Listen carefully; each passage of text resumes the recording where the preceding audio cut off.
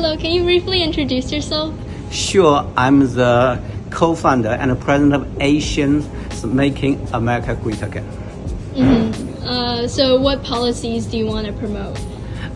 Basically, here I want to present all Asian voters with facts and data to prove, to win their hearts and minds, to prove President Trump, his policy actually benefit Asian Americans more than Kamala Harris. So what specific actions are you planning to take to promote this? We have a few actions. We are doing rally on September 14th. We already did one online rally, reached over 10,000 views in 1 day, right? Online rally.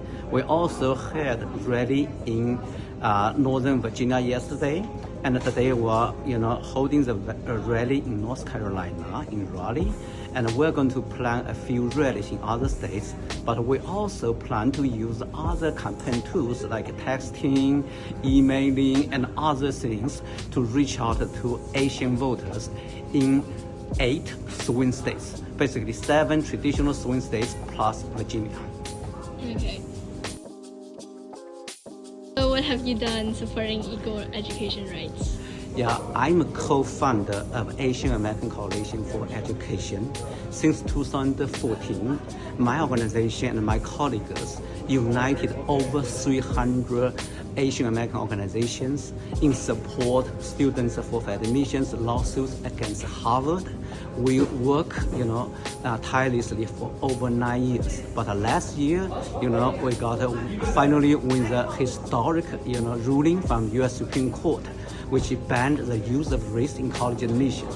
Today, we see great results. For example, the enrollment of Asian enrollment in MIT grew from like 41% to 47%.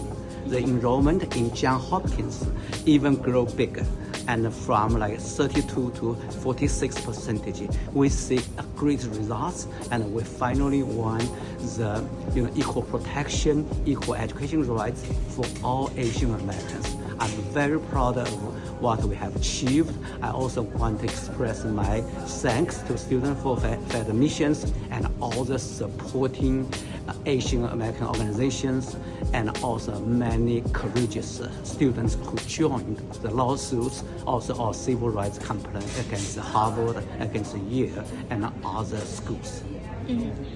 Okay, so although there's an increase in enrollment in Johns Hopkins and MIT, there's also a drop in enrollment in other universities such as Yale.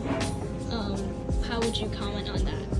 Yeah, it really surprised us, and we saw a significant drop of Asian enrollment in Yale University this year. We look at its cost. We found actually the Yale University was, circumvent the U.S. Supreme Court ruling. The Chief Justice Robert already, clearly, wrote the Supreme Court banned not only the use of race, also use race proxies. But unfortunately, in the recent change of Yale universities, they did not communicate this, educate this to all their admission officers. Instead, they use many other socio-economic fact, use some tools. Actually, it's kind of race proxy. They can manipulate race and build into their admission criteria indirectly.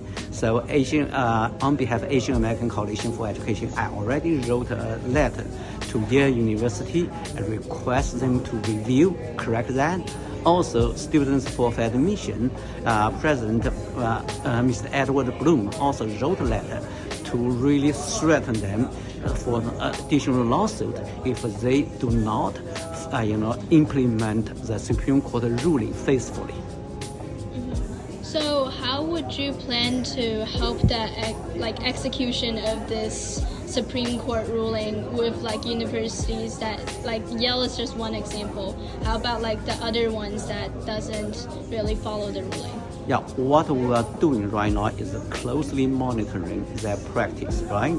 Example I just gave, as soon as Yale announces that like data which is contrary to the common sense, we begin to look into what is their practice, admission practice, what's the change, right? Is that change lawful or unlawful, right? As well as we find, the change is possibly unlawful, we immediately send the letter to protest that, demand their review, right? So we're closely monitoring that. We'll give them warning if they continue, discriminating against Asian Americans. We're going to take the legal and other actions. Okay. So I understand that you guys are like monitoring, but there's like enough universities in America that it's probably really hard to specifically monitor each and every one. Are you planning to take an action that is like more like broad that could just prevent this from happening, just like stopping it in general? Yeah, basically, because majority of colleges, actually selective colleges, their enrollment of Asian are increasing. Only a few of them are decreasing, right? So I think we can just, focus on the ones which has a suspicious illegal practice, and which are focused on that. So I'm glad Mr. Edward Bloom already sent a letter to Duke, to Yale, and to a few other colleges. So in cooperation with Student for Admission, I think we can monitor, really force them to faithfully implement the Supreme Court ruling. Some people believe the banning of the affirmative action led to a drop in enrollment with other minorities such as African Americans. What are your comments on that?